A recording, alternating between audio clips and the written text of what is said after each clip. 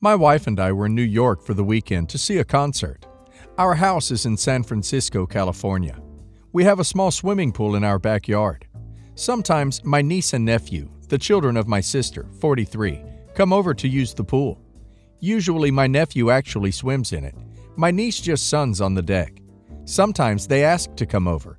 Sometimes they invite themselves over. I don't like having people over at my house unless they're invited, whether or not they're family. And I told this to my niece and nephew, and also to my sister and her husband, 44. I don't like it when my niece and nephew come over uninvited because inevitably they leave a mess.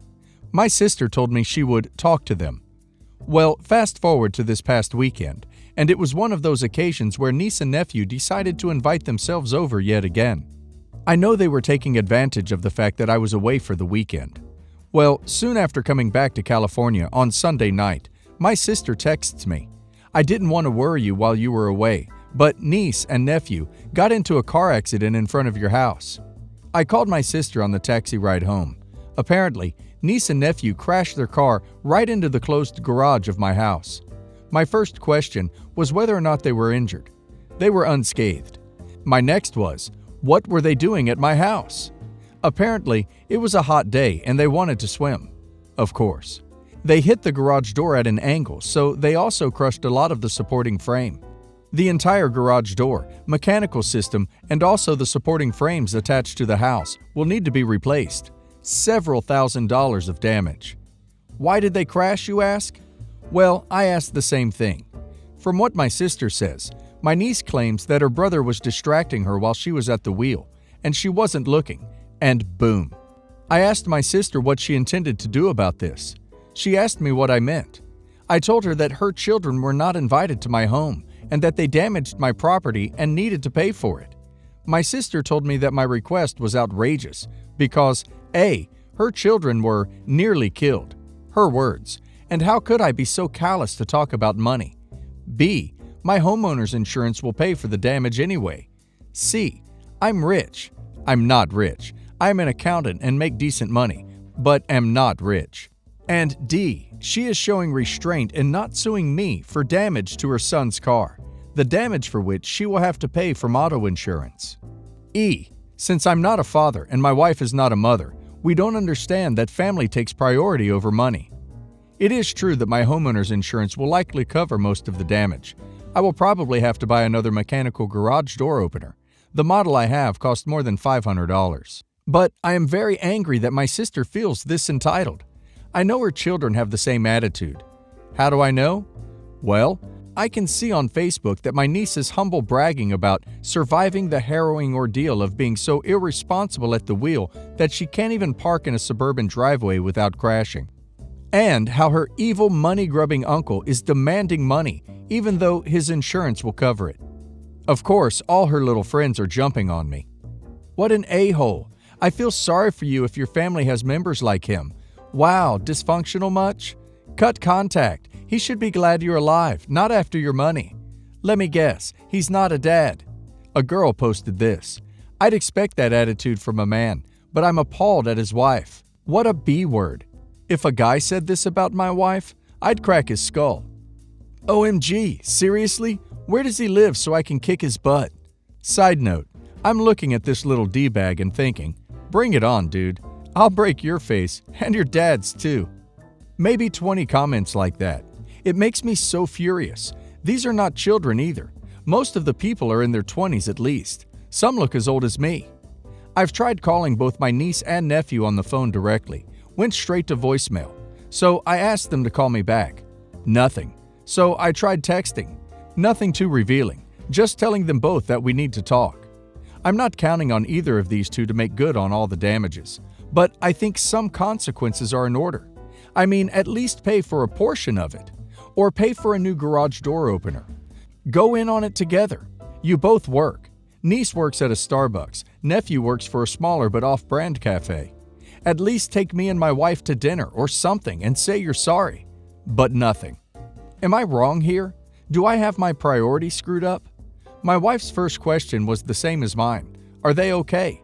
But after that, she cried when she saw our beautiful house. What should I do here? Anything? I mean, I'm glad those two are alive and unhurt, but come on! At any rate, my rates are going to go up. When your homeowner's insurance finds out a car crashed into your house, they are going to want the driver's auto insurance information because the driver is liable for the damage. They might even tell you to make a claim with the auto insurance policy before they will do anything. In your position, I would call your niece's auto insurance company first, and then your homeowner's insurance company, just to keep them in the loop. If your sister were any kind of parent, she would have already given you her policy number and contact info for the insurance company. I'm guessing she didn't do that. Needless to say, she's a bad parent who raised irresponsible kids. Claim it on their auto insurance. They were at fault and should be responsible for the damage. Lawyer here. This is the correct answer. OP gets paid insurance money that doesn't come from the family pockets. That is what insurance is required for anyways. My birth mother, Linda, 50s, female, paid all of my college debt off a few years ago. My adopted mom passed away when I was 12, and my dad, 62 male, works a lot and lives in another state. I am not close with him. He is not someone who really likes to keep in touch much. I, 27 female, was contacted by Linda when she got sick. She said she wanted to tie up loose ends. I had a great relationship with her for 2 years before she passed. During this time, she told me she had 2 other kids. They were both older than me. Linda had me during a time when she was divorced from her husband, slept with another man, and couldn't care for me. I don't blame Linda for my life. I had a good one. I get it. So we were able to have a sort of aunt-niece relationship. She paid off my student loans for me, saying she did it for all her kids. Long story short, Linda passed away 6 months after paying for my loans. I got a check in the mail and did not attend her funeral, as it was in another country from where I am now living. I did, however, send her husband flowers for her grave and plan to visit when I have time off from work. I got a box of keepsakes from her, pictures of when she was pregnant, a baby book she made for me, letters, and a check for a small amount, less than $2,000. There was a note with the check saying I should spend the holidays with my father. I don't make enough money to come home, and Dad cannot pay the $2,000 for a ticket. Linda is one of the nicest people I have ever had in my life, and I felt guilty that she gave me money. But she changed my life when she did. I wouldn't be able to teach in Korea if not for her, which was a dream of mine. Recently, I have gotten a message from my half-brother, Jason, 39 male. He said that he had read the will and saw I was listed on there. He looked me up on Facebook and found some pictures of Linda and me together, so he knew it was me. He told me that he had 2 kids. One was 12, the other 16. He told me that he had gone over his mother's bank statements and found she gave me a large sum of money. I explained she paid off my student loans. He then accused me of using his mother for cash, that I was not entitled to the cash, and the money came from a college fund Mom had set up for her grandkids. You are not her daughter or my sister. I am furious that you would come into her life and demand money from her. You had parents. I have had other people write me on Facebook that I don't know, but figure are related to Linda. One is the daughter, 16. The other is an aunt, 50s. They have all said the same thing. I took advantage of a dying woman, promised things I shouldn't have, and took what belonged to the daughter. They want me to pay for daughter's education. I told them no, I was not going to do that. I don't know this girl. I don't know them. All I knew was Linda. I blocked them all and locked down my profile. I am just at a loss what to do. I didn't ask Linda to pay for my college, and I certainly didn't ask her to deny some girl her education. I am debt-free, living a good life, and now I feel like some girl got crapped on because of me. My birth family now thinks I am a manipulative brat, that I swooped in to take some poor sick lady's money. I don't know what to do. You did exactly the right thing. You told them you don't owe them anything and cut contact with them. Quite frankly, the fact that she didn't leave it for your half-brother, followed by his demands and the unsolicited calls from strangers berating you, makes me think it was probably intentional. You did nothing wrong. That money was Linda's to give as she wanted, and she did. If you're not his sister, why the hell would you be giving him money? Hoist by his own petard a bit, I think. Ignore them. Linda did exactly what she said she wanted to do, paying for all her children's education. Maybe she had wanted to pay for her grandchildren too, but unfortunately, she wasn't able to. That's in the past, and this guy isn't even your brother, apparently. Just some random dude beggar sending you nasty messages. Treat him like that. It's what he must want. My parents have never liked my husband. At first, it was our age difference. I was only 18 when we met, and they thought he was too old for me. They've since decided he's controlling. He isn't, and have accused me of being too dependent on him. None of their business. My parents were extremely protective and controlling over me, and I believe losing me to my husband was almost traumatic for them. I love my husband, and I'm happy with our relationship.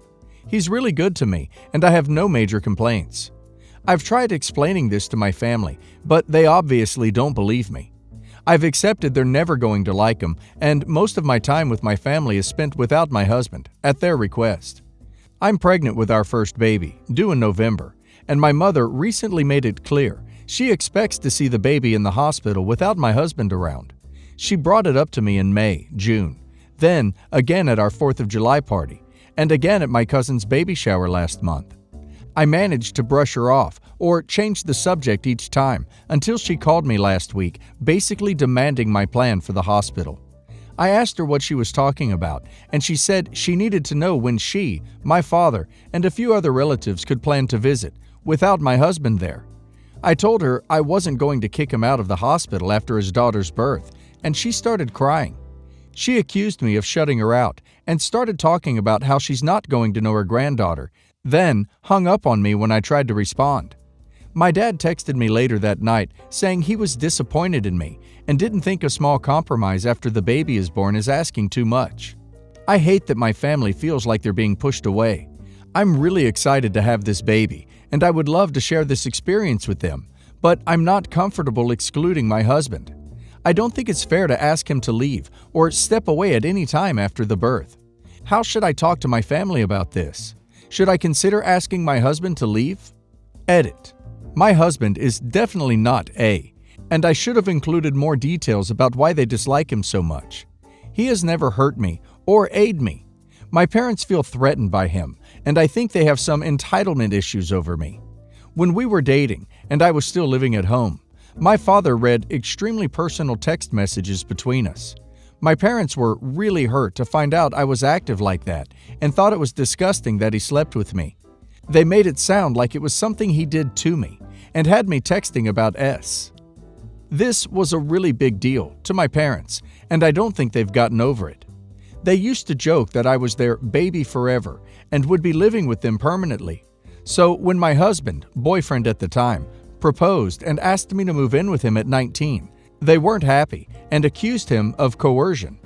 They told our entire family he was trying to brainwash me because I agreed to move in with him. They don't like that I value his opinion over theirs, and I think they see him as competition. He suggested I change my major, and I did. My dad flipped out and told me I was throwing my life away. I was 19 at the time, and switching wasn't a big deal. They hate that I've never worked and stay at home because my husband prefers it. I realize it isn't for everyone, but it works for us, and I'm happy and thankful I can stay at home with our baby. I'm sorry about the confusion. I too am disappointed and don't think a small compromise after the baby is born is asking too much. So suck it up and visit the newborn with her father in the room. The freaking nerve of assuming the compromise should be on your part. I swear, if you give them this, prepare for them to throw a fit every birthday, holiday, special occasion, and even your children's future weddings. Set the tone now. Nope, you and your husband are a package deal. You are not shutting her out. She is shutting herself out. This is where you say, Mom, Dad, I'm sorry you feel that way. Husband is my husband and the father of my child. He is here to stay. You don't have to like him, but you do have to learn to be in the same room as him. I'm not asking him to leave. OP, you need to grow a backbone for this child and for your marriage. Stand up to your parents and stick to the family you have chosen to create. You say your husband is a good man. Then why haven't you had his back?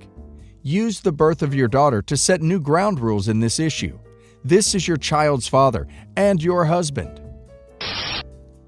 My female 35 sister, female 27, started dating one of those brutally honest guys a few months ago.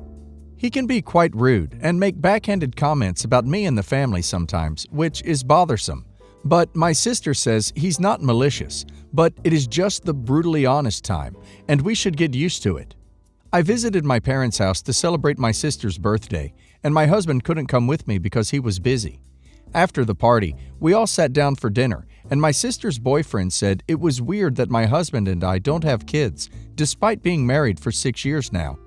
I was shocked that he brought this up, but I gave a short answer stating that it's because of infertility issues. He asked on which side, and I didn't want to answer, but my sister said it's on my side. I got uncomfortable as he looked at me for a second and said that maybe not having kids now is a good thing because he thought women over 30 might produce defective babies due to age. I told him it was none of his business, but he said that he was just giving his honest opinion, and that's all. I, in return, told him while maintaining eye contact, "Trust me, if I wanted an a-hole's opinion, I would have farted." Literally everyone at the table bursted into laughter, and my sister and her boyfriend were stunned. Few seconds later, her boyfriend excused himself out, and my sister followed, then sent me a text after they left, saying I was mean and disrespectful towards her boyfriend and insulted him maliciously just because he stated his honest opinion. She also said I ruined her birthday by being petty and making her boyfriend the joke of the night in front of the family. I didn't respond, but she demanded an apology via mail as soon as possible. Mom agreed that I shouldn't have said what I said and should have just ignored him knowing how he is. I think I'm the a-hole, but I'm not sure. Repeat after me. He should have just ignored me. He knows what I'm like.